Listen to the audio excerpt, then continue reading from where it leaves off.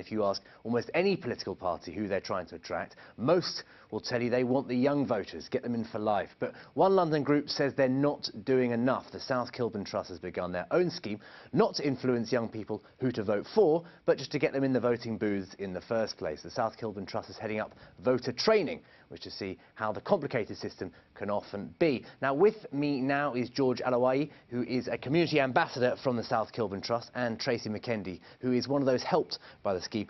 George, first, one of the things you're talking about is voter training. What is voter training?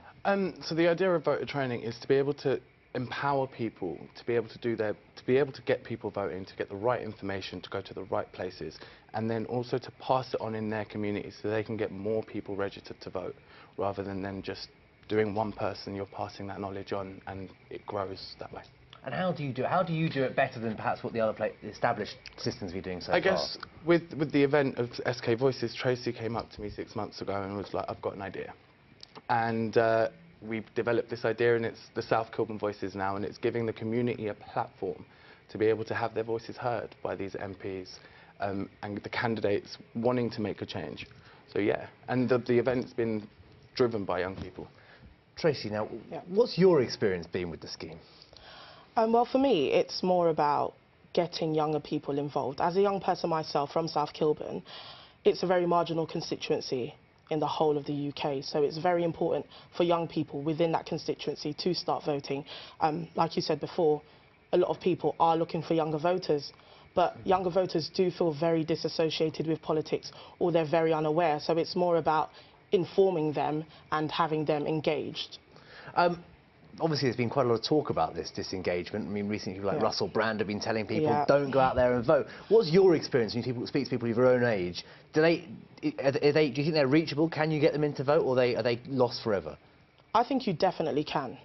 I think in the same way Russell Brand has sort of generated a massive movement, I don't see why MPs couldn't do the same.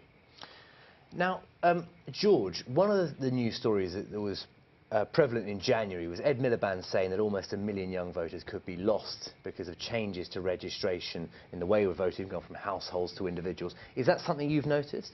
I believe so. And when you go up to young people and say, are you going to be voting? They're like, no, because I don't believe I can make a change. And that is an attitude that needs to be broken down, I believe. And in regards to politics and engaging young people in politics, they want to lower the age of voting to 16. I believe that they need to put politics onto the national curriculum. And that's one way of engaging young people in the vote and getting it in an interactive way, rather than just stationary politics. This is how it works. There's things you can do in schools. So yeah. Now, there are those who are interested in politics, but how do you make those who have a natural sort of disengagement, how do you switch them on? What do you say to them? How do you make it exciting? I think by just proving to them that their voice actually matters, that their vote does count, and that politics isn't always boring. There is a lot of excitement. If you watch the House of Commons, it's very exciting. So there's always, I think, a way to get people engaged. It's just about how people are sort of channeling it. And I think people don't actually feel MPs care about young voters. I think they're more concerned with other voters rather than young people. But young people do matter very much. Now, there's been a campaign recently, Harriet Harman, a pink bus, promoting female voting and by Labour. Do you approve of such I wouldn't say stunts, but such activities? Most definitely, because I think young people, we're sort of engaged by drastic movements. So if something is drastic, it catches our attention. A pink bus, that's like, I'm intrigued, what is that about? So I think it definitely will. It definitely does. Is this a matter of getting MPs changing the language they use? No one wants them to necessarily use text speak, but is that the way they're not necessarily using the jargon that it covers politics? Yes and no. I think fundamentally, again, it comes back to the fact that young people don't feel listened to. And this is where the South Kilburn Voices get to give out that platform for not just young people, but for the whole entire community, to have their voices heard and be able to make that change. Like Tracy said, Glenda Jackson won with 42 votes last elections. So it's a very, very marginal constituency we've got going on. So we don't know where it's going to go.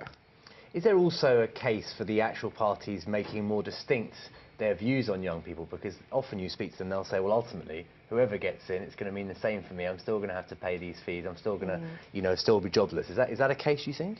I definitely do think so.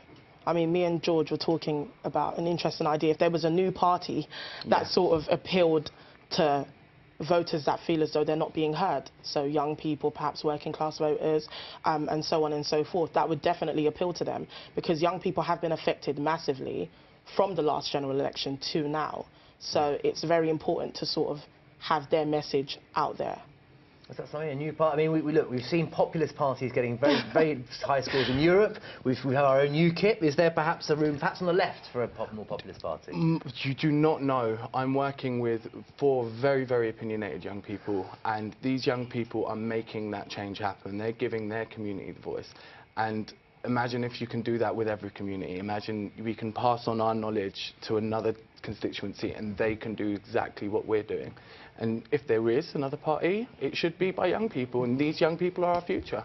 Just quickly, how can people find out more about the scheme? So you can go to www.southkilburnNW6.London and you can have a look at all the information on there. You can check the tickets and all that sort of stuff.